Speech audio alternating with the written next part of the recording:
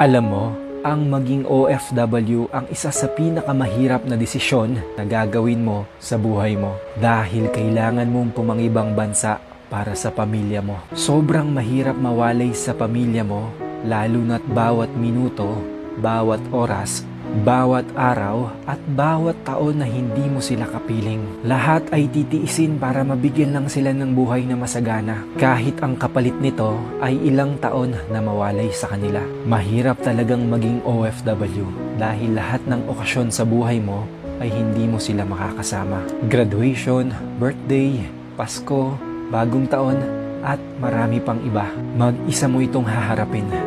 Yes, mag-isa.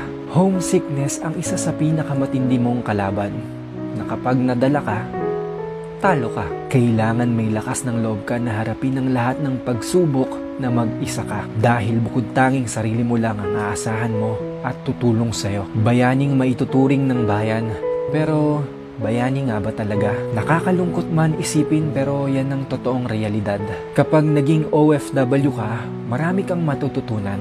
Matututo ka dito na maging malakas. Malakas na harapin ang lahat ng pagsubok sa buhay mo. Matututo ka din dito kung papaano magdesisyon sa sarili mong mga paa. Matututunan mo din makisalamuha sa iba't ibang klase at ugali ng tao. Magiging sinungaling ka rin dahil kahit malungkot ka at may hindi magandang nangyayari sa'yo, kailangan mong sabihin sa pamilya mo na okay ka lang para hindi na sila mag-alala pa. Kapag OFW ka na, pumili ka ng mga kaibigan mo na tutulungan ka na maging isang mabuting tao. Mahirap magtiwala pero kailangan mong subukan.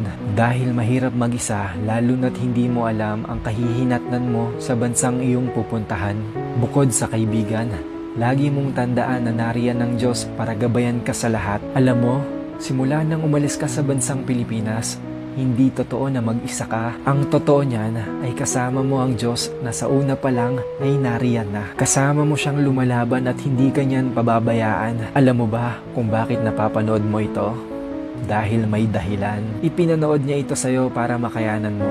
Kahit wala ang pamilya mo sa tabi mo. Sinabi niya na bigyan daw kita ng lakas ng loob na harapin ang lahat ng nangyayari sa'yo ngayon. Hindi man maganda ang nangyayari sa'yo ngayon, pero ang sabi niya, kasama mo daw siya sa laban na yan.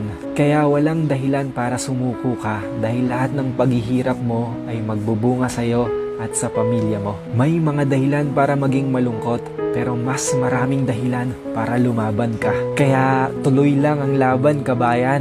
Kayang-kaya mo yan. OFW ka eh. Alam mo, sa buhay, kailangan magkaroon ka ng plano. Plano kung paano ka magiging matagumpay